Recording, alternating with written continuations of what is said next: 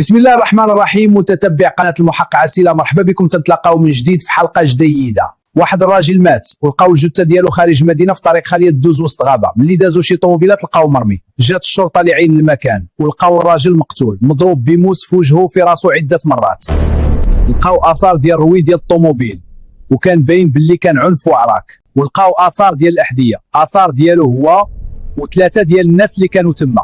داروا المعاينة وخداو البصمات وتعرفوا عليه من طرف الاب ديالو والاخت ديالو. كان عندهم فران ديال الخبز، والاب راجل كبير في العمر والاخت هي اللي مكلفه بالخدمه. قالت هذا خويا، هو كان طلب مراته وعنده جوج بنات، كان حرك لاسبانيا ورجع وما بقاش خدام.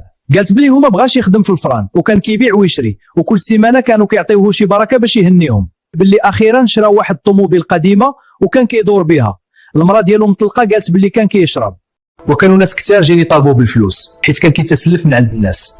وبقى البحث ديال البوليس كيتواصل ويعرفوا شكون اللي قتلو. وقالت واحد المشكل كان واقع بينه وبين واحد الخدام في الفران وبقى عراك ودخلت الشرطه، ولكن البوليس بحثوا معاهم وما لقاو حتى دليل باللي هما اللي قتلوه. وبقى البحث واقف حتى بداو كيسولوا صحابه.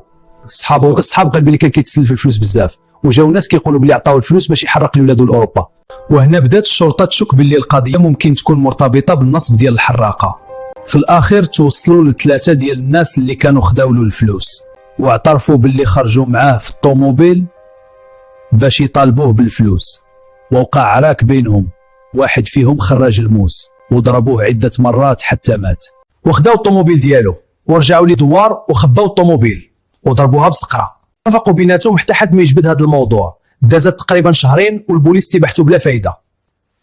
واحد النهار اتصلت الاخت ديال الضحيه بالشرطه وقالت بلي تفكرات واحد النقطه مهمه بزاف ممكن تفيد البحث. قالت بلي راه عندها واحد التصاور ديال ثلاثه اشخاص كانوا جاو عند الاخ ديالها قبل الاختفاء ديالو ب3 ايام. البوليس غادي يشدوا دوك التصاور وغادي يحاولوا يستثمروا فيهم، خصوصا انه ما كاين حتى خيط لهذه الجريمه. بعد جهد جهيد وعناء واحد من اعوان السلطه المحليه استطاع يتعرف على واحد فيهم. الشرطه غادي يتحزموا ويمشيو عند هذا الشخص بعد من مؤازرا من الاخوان ديال الدارك. ملي وصلوا البوليس عند هذا الشخص كانت باينه عليه بعض علامات التوتر والارتباك. سولوه شنو علاقتك بالضحيه؟ في الاول حاول ينكر وينفي العلاقه ديالو بالضحيه وبلي عمره شافه، ولكن البوليس وجهوه بالتصاور اللي معاهم. وفي اثناء التحقيق مع داخل المنزل ديالو واحد من العناصر غادي يكتشف السياره ديال الهالك مغطيه بالتبن في الفناء الخلفي للمنزل. هنا الجاني غادي ينهار. صافي دابا ما بقى ما يتخزن، انا غادي نعاود لكم الحقيقه كامله وامام هذه المستجدات. تم الاتصال بالنيابه العامه وتعطات التعليمات بالوضع ديالو تحت تدابير الحراسه النظريه. وبالنسبه لدوك جوج اخرين حتى هما تم القبض عليهم كل واحد في منزله، وتم احضار الجميع لمخفر الشرطه للبحث.